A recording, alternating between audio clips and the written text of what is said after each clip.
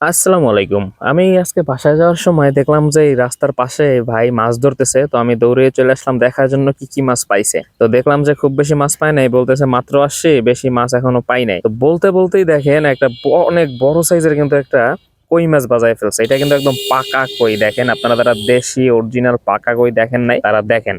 কইটা কিন্তু একদম হলুদ হয়ে গেছে, আর এই কইটার বয়সও কিন্তু অনেক, আর এই সাইজের কইয়ের দামও অনেক বেশি, প্রায় কেজি 1200-1300 টাকা কেজি হয়ে থাকে। আর বাজারে যে এরকম সাইজের বড় কই দেখেন, ওগুলা সবই হাইব্রিড কই, আর ওগুলা দেখতে কিন্তু কালো হয়। তো যাই হোক, মামারে বলতেছিলাম যে এইখানে কি এরকম সাইজের কই আগেও পাইছেন? সে বললো যে হ্যাঁ, এটা যেহেতু একটা বিল আর এখানে এরকম দেশি কই আছে প্রচুর পরিমাণে, তো সে প্রায় নাকি এখানে মাছ ধরে এবং এরকম সাইজের কই বাঁধায়। আমার সাথে কথা বলতে তার মনে হয় একটু বিরক্ত বোধ হচ্ছিল, কারণ হচ্ছে আমার সাথে কথা বলতে গিয়ে এই কইটাকে অনেক বেশি পরিমাণে বড়শিটা খাওয়াই ফেলছে, আর এটা ছাড়াইতে যেয়ে তার হাতও কাইটে গেছে। তো যাই হোক, এখানে আবারও বড়শি ফেলছে, দেখা যাক আর কোনো মাছ এখানে পাওয়া যায় কিনা। আমি এখানে দাঁড়াই আছি এবার একটা ধান্দায়, যে কই মাছ যদি এরকম আরো বড় ওঠে তো আমি সেগুলো নিব।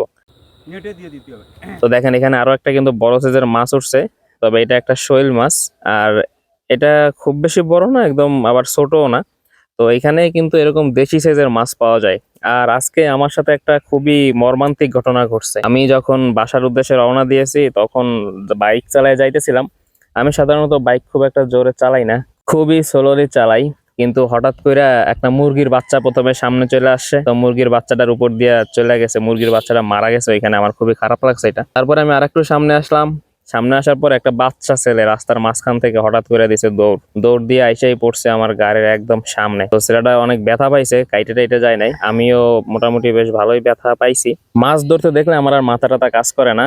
ব্যাপারটা হয়েছে কি, আমি যেহেতু ওই একবার অ্যাক্সিডেন্ট একটা করছি, কইরা সামনের দিকে যাইতেছিলাম, তো আমার আর মুড টুট ছিল না, মন টন খুবই খারাপ ছিল যে একটা বাচ্চা ব্যথা ট্যাথা পাইছে মোটামুটি বেশ ভালোই। তো তারপরে যাওয়ার পথে যখনই দেখলাম যে মামাই মাছ ধরতেছে, এটা দেখে আমি এখানে দাঁড়ানোর পরে আমার আস্তে আস্তে মনটা বেশ ভালো হইলো, ফ্রেশ লাগলো।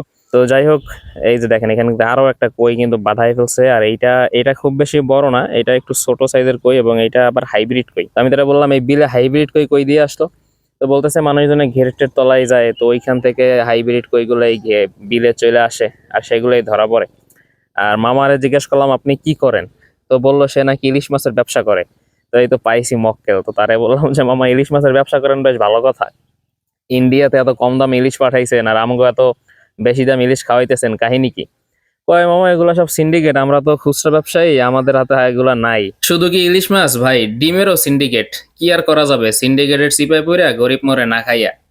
আর তোমরাও ভাই কম সিন্ডিকেট করো না আমার লগে। এতক্ষণ ভিডিওটা দেখছো, একটা লাইকও করলো না, কমেন্টসও করলো না, তো এটা কিন্তু খুবই অন্যায় করে ফেলছো। তো ভাই একটা লাইক করে দাও, আর ভিডিওটা ভালো লাগলে তোমার ফ্রেন্ড সার্কেলদের শেয়ার করতে পারো।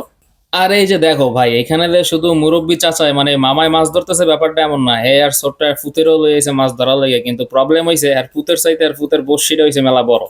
তো যাই হোক, ভালো থাকো, সুস্থ থাকো, বাই বাই, আল্লাহ হাফেজ, দেখা হবে পরবর্তী কোনো ভিডিওতে।